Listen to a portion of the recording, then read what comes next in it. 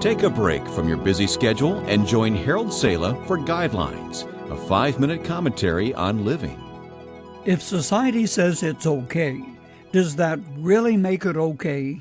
What may be lawful is not necessarily moral or right in the sight of God. He's the final judge of what is right or wrong.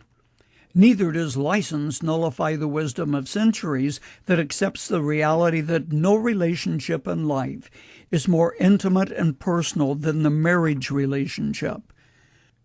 A post-Christian culture has adopted the mentality that what a husband, or more likely a wife, does not know about is a personal issue and can't hurt the one who is really your husband or wife. But nothing could be further from the truth. Surprising as it may seem, more than a few renowned marriage counselors see secrecy, an encounter of any kind with anyone to whom you are not married, someone that you would not want your husband or wife to know about, constitutes a breach of trust and is in itself an act of infidelity. Experts say spouses can be unfaithful even when there is no extramarital sex. You don't even have to touch or be touched. Psychologist Marianne Costantinou has written, "It is the secrecy, the inherent lying that defines an affair. If in doubt, ask yourself, would my spouse be upset if he or she knew that I was seeing the other person? If the answer is yes, then you are being unfaithful." Psychologist Mary Lamia says, "An affair is any action that diverts from the fidelity and loyalty in a marriage.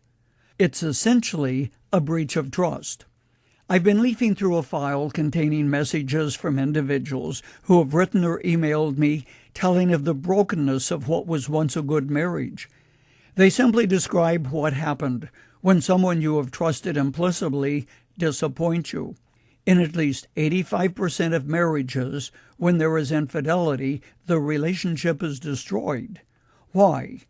While centuries have elapsed since God put the first couple in the garden, human nature is exactly the same as when Adam and Eve embraced each other for the first time, and Adam exclaimed, "This is it."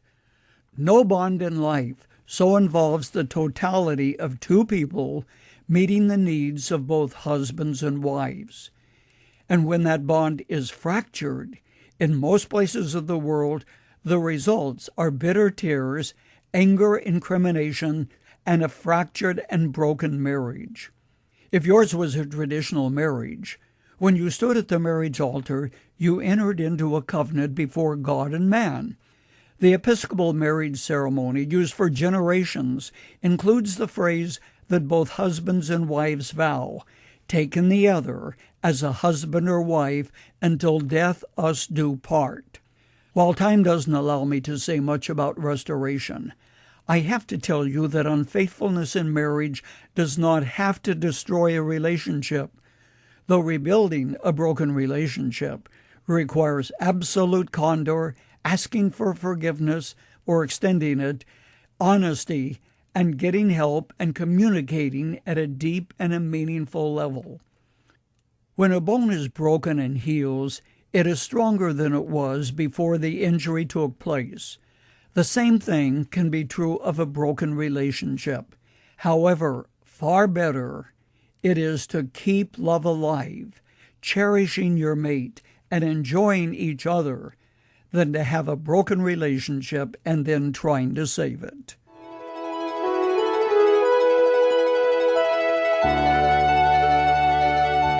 You've just heard Dr. Harold Sala with Guidelines, a 5-minute commentary on living. If you would like to listen to the program again, download a copy, subscribe to our e-commentary, or view other resources, visit guidelines.org.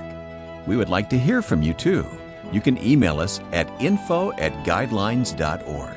That's info@guidelines.org. Thanks for listening, and we invite you to join us again for the next edition of Guidelines.